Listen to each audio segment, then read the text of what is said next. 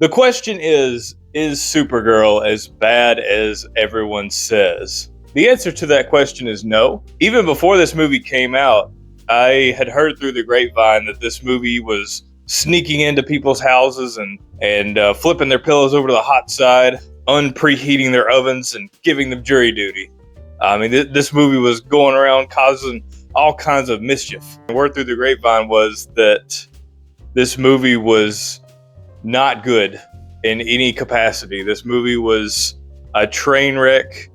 It was sneaking into your bedrooms and taking your teeth out from under your pillow before the tooth fairy could give you money for it. It was causing all kinds of mayhem. So I went into this movie with that expectation that this movie was going to be just a catastrophic failure. Now, I was expecting just the lowest, worst movie I'd ever seen in my life. And coming out of the movie, I was actually surprised. Don't get me wrong, I'm not trying to necessarily defend the movie. It is relatively sloppy, but I think I had a moderately good time with it. This film follows Supergirl somewhat before and after the events of this last year's Superman movie. It almost feels like it picks up where the Superman movie left off.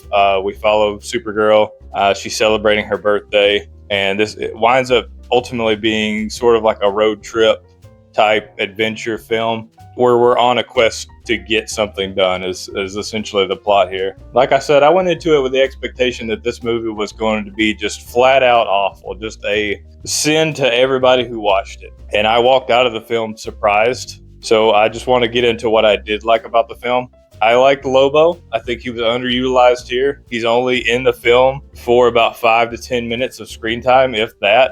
It feels like a very brief run that he's in this film. Supergirl, when they kind of just let her be Supergirl, is great. But there are a lot of narrative choices that I don't necessarily agree with, many of which have been argued in other reviews. I've tried not to get into spoilers with this video. I think Millie Alcock works well for Supergirl. Going into the cons, it is somewhat sloppy, especially in its second act.